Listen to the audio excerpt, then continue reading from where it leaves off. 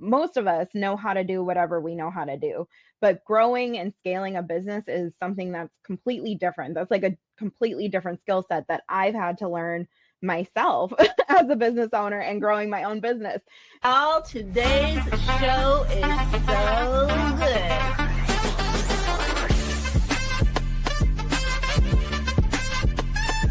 But number one, I've never seen an intro like that.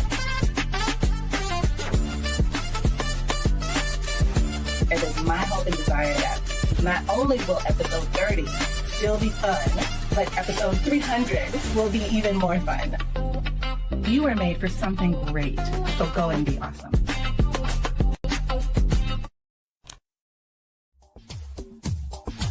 Ten seconds remaining.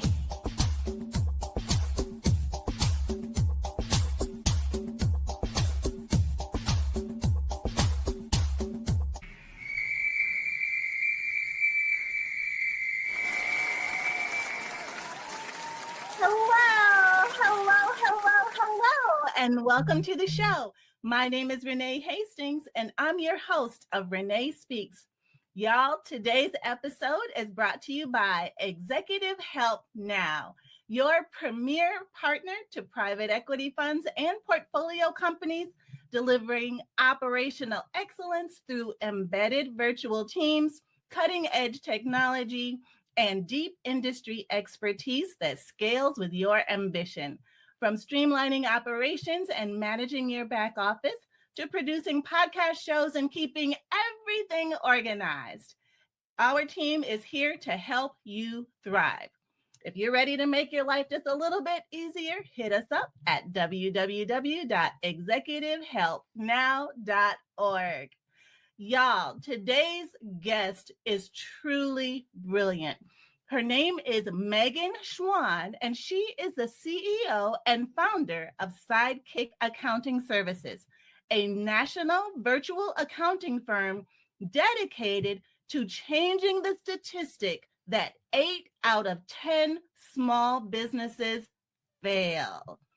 For more than a decade, she and her team have educated thousands of business owners on accounting and taxes, helping them build sustainable and successful businesses.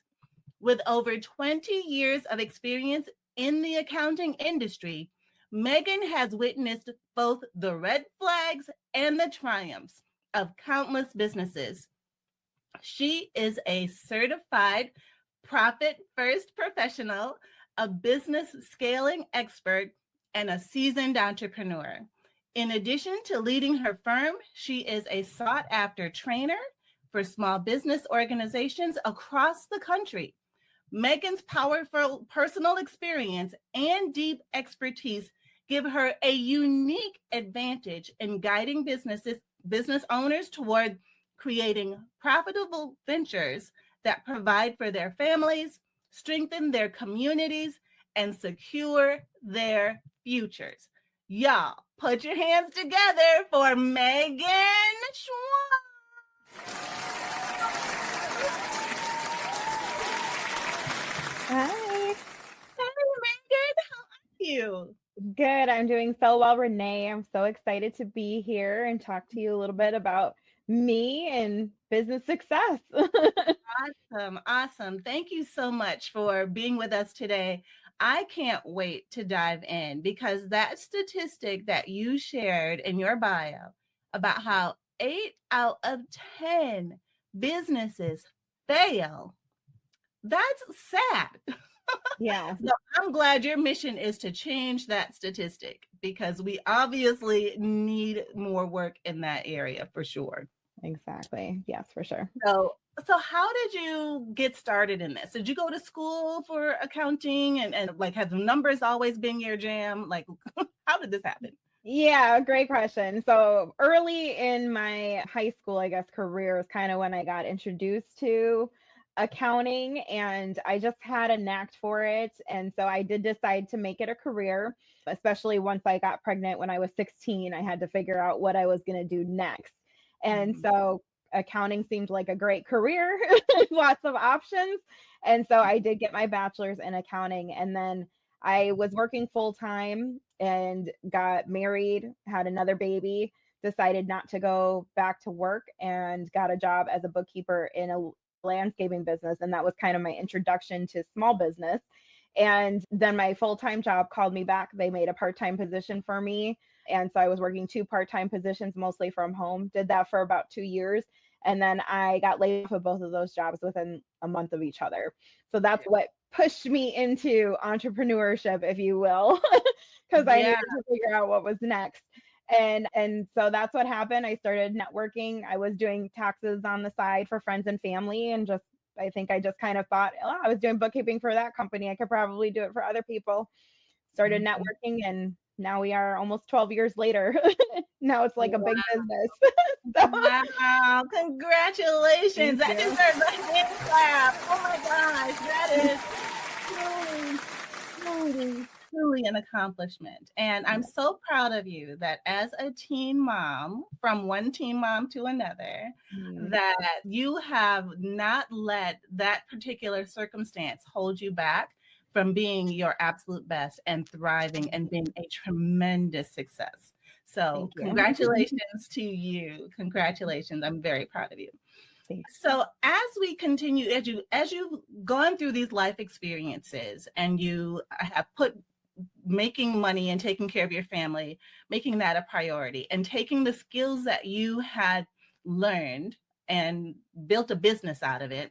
Someone once told me that if you're going to build a business, do what you know and do what you love. So I kind of may have worked for you as well. So how have you been able to, in your 20 years of accounting, how has all that experience shaped the way you approach building a sustainable business? Like if you're coaching somebody, what do you pull on to help them understand what they need to do? Yeah, great question. I think for me, because I get to take my own experience as a business owner and talk to other business owners, I can relate not just in the accounting aspects, but in building a business overall, right? Because most of us know how to do whatever we know how to do, but growing and scaling a business is something that's completely different. That's like a completely different skill set that I've had to learn myself as a business owner and growing my own business. So I think that's what I like the most about the work that we do, is because I get to take my own experience as a business owner and then mesh it with my expertise in accounting and with numbers, and help that be more understandable for business owners so that they can make that real within themselves. Because over my last 20 years, I've learned that your numbers are super important. Like any big successful business, they spend a lot of time on their numbers. So the more we can lean into that as business owners, the better it is. We do a lot of support and education within our services to help elevate business owners so that they get that clarity and they get that confidence when it comes to their numbers.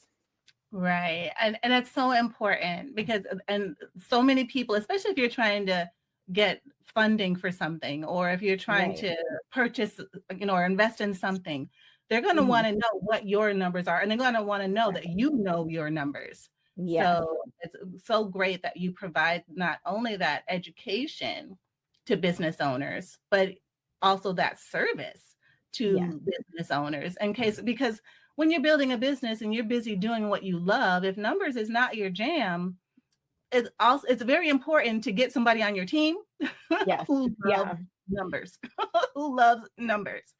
And so I love that you have that and that's available and that's an option, because sometimes as business owners, what I've discovered in my experience in talking to other business owners is that they're trying to wear all the hats.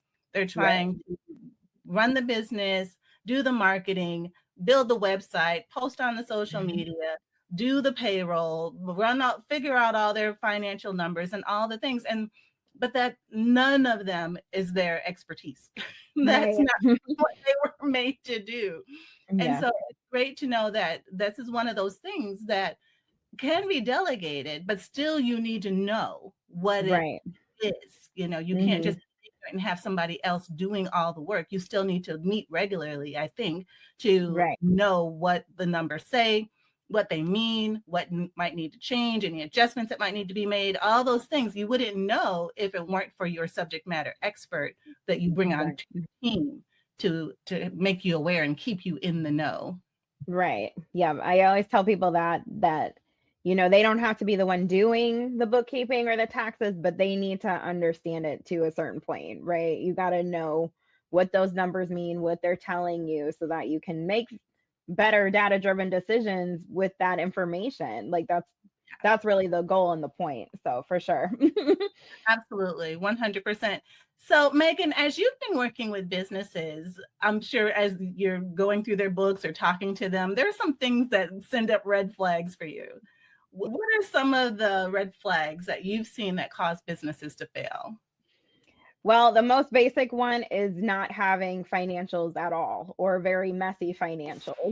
So if Mhm. you're bookkeeping in any kind of sort of way, that's like the first big red flag. You can miss out on so many tax deductions. You don't have correct data to be able to work off of. So that's definitely like the first and foremost red flag.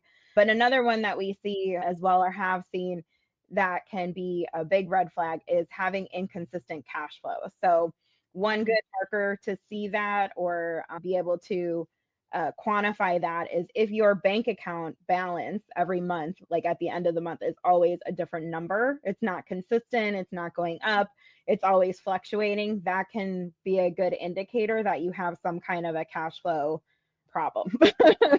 So Okay. that's another big red flag. Also, if your debt is also always increasing, if you're always adding on more debt, or you feel like you never have enough, that's another big red flag that something's off in your business and you need to address that. And then just generally speaking, not having good financial goals or having any kind of budget in place. You got to have a plan, right, for your money, just like you have to have a plan for your business and a plan for your team and a plan for, all the things. Like planning and goal setting is really important in all aspects of business, including in your finances. So if you don't have those things, or if you're experiencing that inconsistent cash flow or increasing debt, need for debt, those are some big red flags that ultimately lead to businesses failing. Right, absolutely. One of the things that I have heard some business owners say is that they may have these grandiose goals. Say they want to Mhm. make $1 million in the next 3 years, but they don't really know what it takes to get that $10 million, or Right. the baby steps that need to be taken Yes. in so like forecasting. And Mhm. so what does $10 million look like? And what Right. does $5 million look like? What does $1 million look like? And what does it take to get to each of those? And how do you adjust to Right. accommodate the increase and all the different factors that come into play with that? So Mhm. how do you help business owners reach their goals, even if they might seem, magnanimous? Yeah, a little bigger than achievable, or right? Which does often, which does happen. I think especially with startups, we see that a lot more, where they're like, I'm gonna make, I want to make this much money. And it's like, okay, well, how much is your, product, or how much is your service? And if they want to make $1 million, but their, product or service is like $100, it's like, well, you're gonna have to sell a lot to get to $1 million. Is that something you have the capacity for? Is Mhm. that something that, you really, so we do often start with that goal piece, because then we can help people work it backwards. But having that goal in mind is important, because then you can put all those pieces together of like, okay, well, how many do we need to sell? Do we need to change how we're pricing things? Do we need to change our production or our process for delivering our product or service, so that it's able to handle that volume, right? Because that's the problem that happens. It happens a lot on Shark Tank, when people go on Shark Tank and then all of a sudden they get all these orders and they're not able to fulfill them because they didn't have the right processes or systems in place. A lot of people have struggled with that after being on Shark Tank. It was like they had success, but then they ended up kind of imploding because they didn't have a plan for the growth, and that can happen too, where it's like that either happens or the opposite happens, where it's like I have this big unattainable goal because I just don't have the process or the pieces in place to be able to really get there. And sometimes you have to, we sometimes have to reel people back a little bit, where it's like, okay, is this actually achievable? And, if we want to get here, what are those things you got to have in place to do that successfully?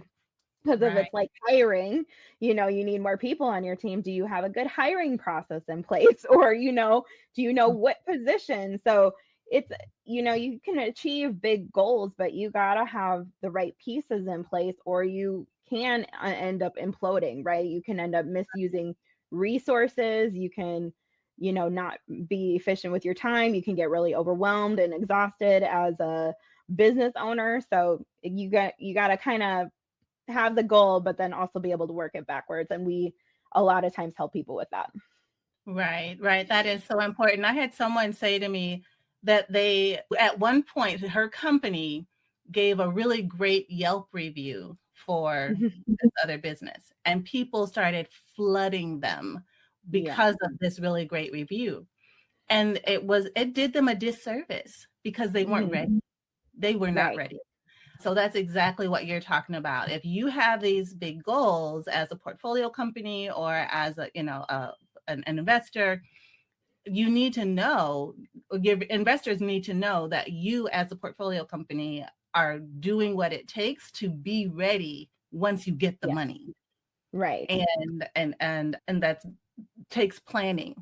It takes taking, like, all those things you just said into consideration, the staffing piece, the pricing piece, the actual, execution of the delivery of the piece. All those things are so important when it comes to making sure you're ready to receive all the volume that is to come once this financing and funding becomes available to you, or as your company continues to grow. Right, exactly. So how does the profit first method help entrepreneurs move from survival to long-term profitability? And I love Profit First because it does help with that. And just as a brief summary to what Profit First is, it's a cash flow management system and methodology that you can put in place in your business. So basically it goes off of the premise that instead of putting all of your money and expenses in and out of one bank account, we create multiple bank accounts to bucket money into different places. And it helps to solve the major pain points most business owners face, like paying yourself what you want or what you deserve, saving for taxes, and then strategically reinvesting into your business. And so Profit First, when you put this system in place, it does a couple of things. One, it forces you to be truly profitable, because if your business isn't able to pay you, it isn't able to help you save for taxes, it isn't able to be something that you can reinvest in strategically, and it can't cover your expenses or your debt payments, then it's not truly profitable. You need your business to be truly profitable so that it's able to sustain you. So Profit First helps to force that. And it also allows you to see some of those red flags before they become red flags, because now we're splitting up the money into these different buckets. So you'll be able to see when there's an issue. And the reason why it works is because most business owners, over 75% of business owners, look at their bank account to see how much money they have to work with. So we lean into that using Profit First. If you've ever done that, it's called bank balance accounting. If you've ever done that to look and see how much money you have so you can make decisions, you are doing bank balance accounting. We're leveraging that habit and that behavior to be able to better suit you. And so a lot of our clients, well, pretty much all of our clients that we've done this with, what they experience is they experience more clarity, they experience more confidence, they're more empowered because now they know where their money is going, their cash flow is stabilized. You don't have this fluctuation of the time of the year or annual expenses coming out because we're planning for that. And then they're able to understand more of like what's happening in their business. How did this decision affect my money? So that just being able to understand that why factor more is really, really powerful. And so Profit First helps business owners really understand their money a lot better. And I always say it kind of helps bridge the gap between your monthly reports and what happens on a day-to-day basis. And it gives you more of that clarity so that you understand why, and you understand what decisions to make and how to make them so that you can move your business forward towards your goals the right way. The better way, I guess I should say, the way that doesn't leave you exhausted, underpaid, and confused. Right, exactly. I am a huge Profit First fan. That's amazing. Mike McCallowitz, I think, is one of the best authors in the world and makes numbers for non-numbers people really easy to understand. And it started with the Pumpkin Plan book that he wrote to kind of give me an introduction into why this needs to happen, and some different habits that may have been the case before I read the book. And then it easily led into the Profit First book. Yes. Which was made it that much more easier to implement. So yes, I'm a fan. I'm a That's user awesome. of the system, and it does work. It truly does work. And so I highly recommend it. That if you don't know about the Profit First methodology or system, that you reach out to Megan. She is certified and can help you get a handle on your cash flow, which is oftentimes one of the first red flags that people see where there's an issue in the business. Right. So I cannot believe time is just flying so quickly. Can you tell us a little bit more, Megan, about what has been, in terms of the leadership and impact that you've had, what has been the most rewarding part of guiding thousands of owners toward financial clarity and growth? And tell us about an event that you have coming up. Okay. So the most rewarding part is just being able to really help people be successful in their own businesses as well. I mean, I shared a little bit about my story. It kind of continued. I ended up having two more babies back to back. I ended up having an unexpected separation and divorce, and then we moved across the country. And so there was like a lot of things that happened in my life personally that my business allowed me to make some really hard but quick decisions. It helped me to continue to support my family. It gave me the flexibility to be there for my kids and myself during some hard personal moments. And then, it was able to then provide for me. Last year, I was able to buy a house as a single woman and mom. And, let's not go past that. That deserves Thank you. Yeah, it was a huge blessing. But I wouldn't have been able, or wouldn't have been as easy if I didn't have my business to be able to support me along that journey. And so for me, it's a huge blessing and mission to not just change the statistic, but to really help people have businesses that are successful and sustainable so that they have options in life as well, just like I did. And that's what a successful business provides. And then two, a lot of us, as business owners, once we reach a certain level of success, we give back, so then we're impacting our communities and we're impacting these other missions. And so that's probably some of the most fulfilling things that I get to do, or my team gets to do, is we get to help business owners have that same experience by helping them create successful and sustainable businesses that give them, what they need to provide for their families and their communities and their futures, which is a really big honor, but also, what we continue to do as far as increasing our outreach and impact so that we can do that for more people. Right. I love that. That is so fantastic. And one of the things that I really appreciated about this Profit First methodology is it truly addresses the mindset that the shift that you might need to make as an owner.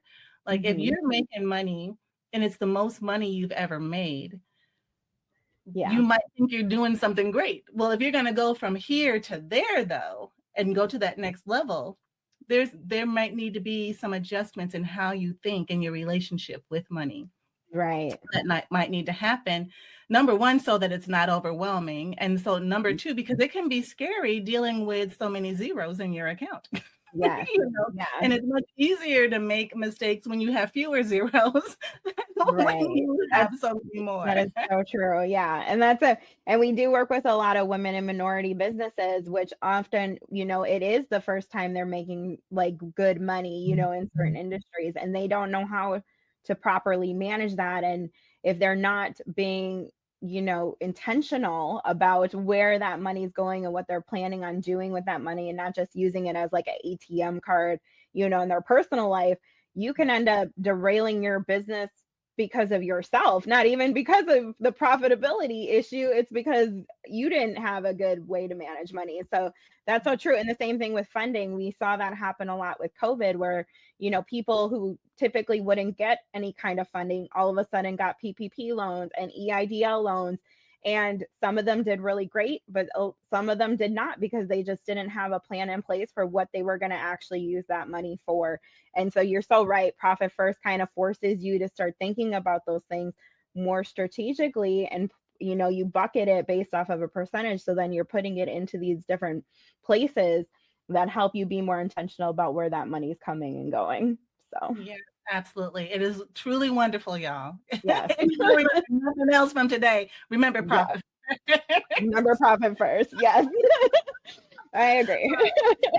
And Megan Schwan and her Sidekick Accounting business. And I believe she has an event coming up in case people want more information and want to learn how to do things better. Yes. Yep. And so my Profit Clarity workshop is coming up in November 12th, I think. It was Wednesday.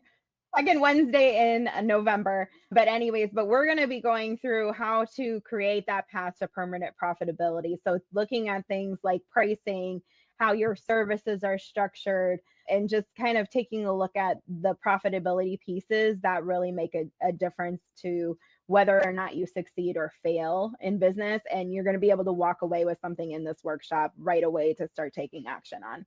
So definitely come if you're able. It'll be a great workshop to talk a little bit about Profit First kind of methodology, but then really on focusing on building that permanent path to profitability.